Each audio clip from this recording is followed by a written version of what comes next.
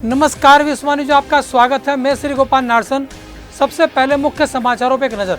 18 और 19 मई को तेज हवा के साथ झमाझम बारिश की संभावना। शादी के लिए लड़की ने अपने बॉयफ्रेंड के फ्लैट की बिल्डिंग से कूदने की दी धमकी। बैंक में जमा राशि पर बीमा सुरक्षा की गारंटी का कानून ला सकती है सरकार।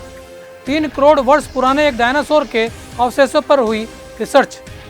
कोविड वैक्सीन लगवाने के लिए युवाओं की उमड़ी भीड़। अब खबरें विस्तार से।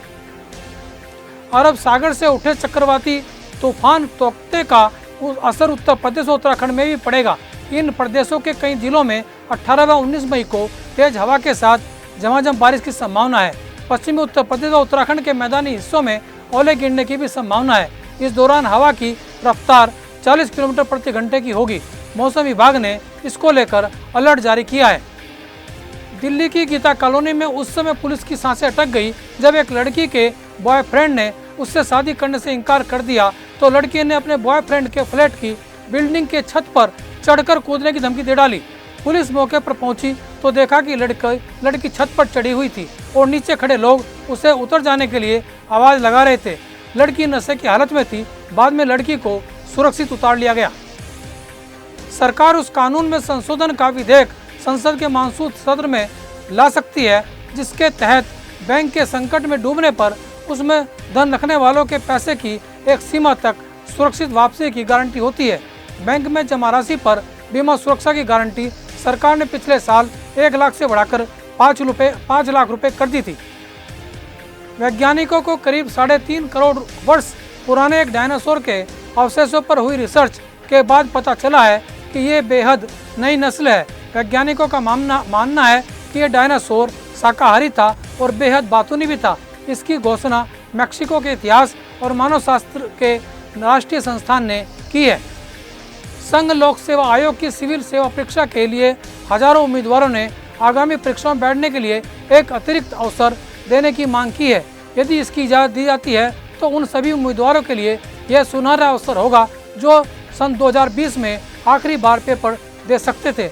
उन्हें डर है कि अगर इस साल सिविल सेवा परीक्षा में बैठने के अवसर से वंचित कर दिया जाता है तो वे आगे किसी भी सिविल सेवा परीक्षा में भाग नहीं ले पाएंगे।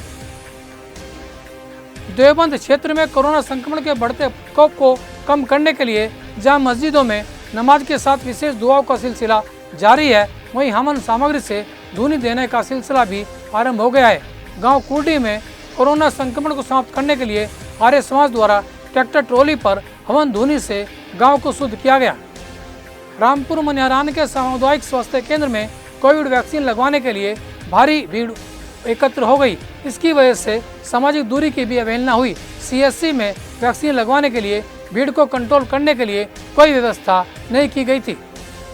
उत्तर प्रदेश पंचायत चुनाव के दौरान शांति भंग की आशंका में पाबंदी की कार्रवाई के बावजूद जो लोग मारपीट व उपद्रव की घटनाओं में शामिल पाए गए हैं उन पर मुचलका राशि की वसूली की कार्रवाई की जाएगी। इसके लिए मुचलका राशि की वसूली के लिए एसडीएम को भेजा जाएगा। लक्सर में ब्लैक फंगस का पहला मामला सामने आया है। लक्सर क्षेत्र के 35 वर्षीय युवक को देहरादून के एक अस्पताल में जांच के बाद ब्लैक फंगस से पीड़ित बताया गया है। युवक को एम्स ऋषिकेश में भर्ती किया गया है। एम्स के डॉक्टर युवक में ब्लैक फंगस होने की दोबारा से जाँच कर रहे हैं। खानपुर क्षेत्र के 35 वर्षीय युवक को करीब 15 दिन पहले बुखार आया था। गन्ना विकास एवं चीनी उद्योग राज्य मंत्री स्वामी यतीश्वरानंद के ने इकबालपुर शुगर मिल का औचक निरीक्षण किया। किसानों द्वारा का आरोप था कि मिल प्रबंधन भंडारण में रखी चीनी को लगातार चोरी छिपे बेच रहा है, लेकिन किसानों का भुगतान नहीं कर रहा है। शुगर मिल पहुंचते ही गन्ना विकास एवं चीनी उद्योग राज्य मंत्री स्वामी यतीश्वरानंद ने किसानों के सामने ही मिल प्रबंधन से इस सत्र का बकाया भुगतान की जानकारी ली और चीनी का स्टॉक की भी जानकारी प्राप्त की। उत्तर प्रदेश उत्तराखंड की खबरों के लिए बने रहिए हमारे साथ। नमस्कार।